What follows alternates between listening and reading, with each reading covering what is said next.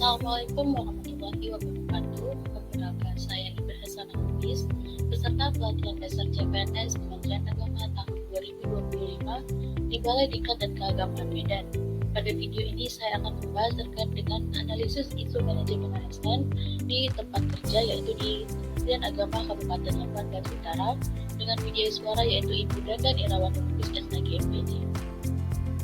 Terdapat 3 isu faktual yang terjadi di Kementerian Agama Kabupaten Lampung Barat Utara yang terkait dengan jabatan statistik yang pertama, yaitu tidak adanya SOP atau standar operasional prosedur yang membahas tentang pengumpulan, pengelolaan, dan diseminasi data.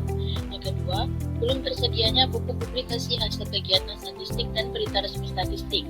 Dan yang terakhir, tidak tersedianya data yang dibagikan sebagai keterbukaan informasi publik.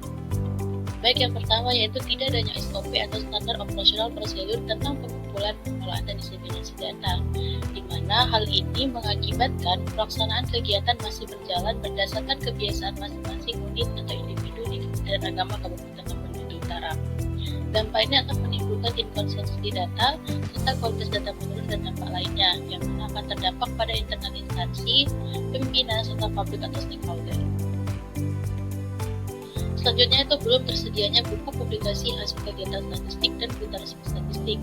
Hal ini menunjukkan bahwasannya informasi statistik yang dihasilkan itu masih tersebar di masing-masing seksi dan belum terhimpun dalam satu buku sendiri yang dapat dijadikan rujukan pada pengambilan keputusan.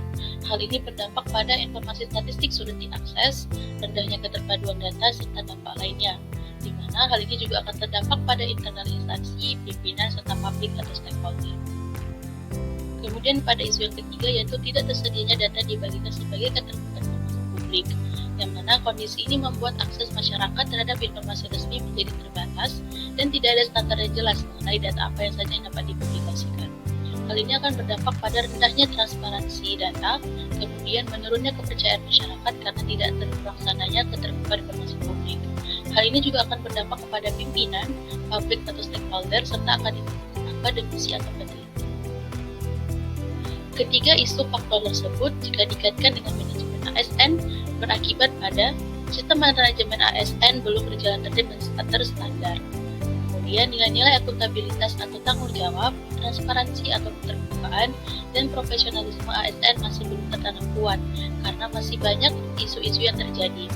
Kemudian citra ASN sebagai penyedia layanan publik, khususnya sebagai keterbukaan informasi publik yang inovatif dan kredibel masih tidak terjalan.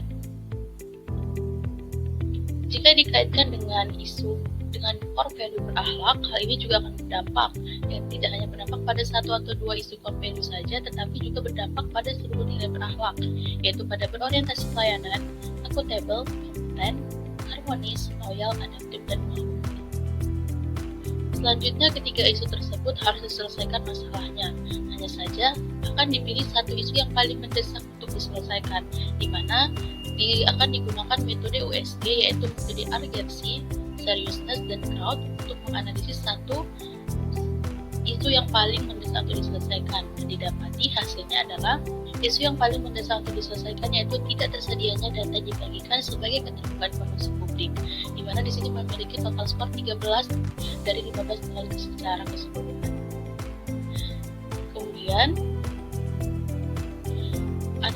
Kemudian isu tersebut akan dibahas secara lebih mendalam untuk ditemukan apa penyebabnya, sehingga akan ditimbulkan suatu ide solusi kreatif, yaitu berdasarkan 4 aspek, yaitu equivalency atau kelancaran, originality atau keaslian, elaboration atau perincian, dan flexibility atau keluasan. Ini adalah ide solusi kreatif yang ditemukan untuk menangani isu tidak terpublikasinya data sebagai keterbukaan informasi publik. Salah satunya yaitu adalah dengan cara mempublikasikan data Kemenak Labura melalui website dan QR code, sehingga dapat menjangkau seluruh pihak. Demikian dengan penjelasan saya, di mana semoga isu terkait dengan tidak terbukanya informasi publik dapat diselesaikan sehingga Kementerian Agama Kabupaten Lampung Barat Utara dapat menjadi instansi yang transparan dengan data dan melayani dengan nyata. Sekian penjelasan dari saya. Apabila ada kesalahan atau kekurangan, saya mohon maaf. Wassalamualaikum warahmatullahi wabarakatuh. Terima kasih.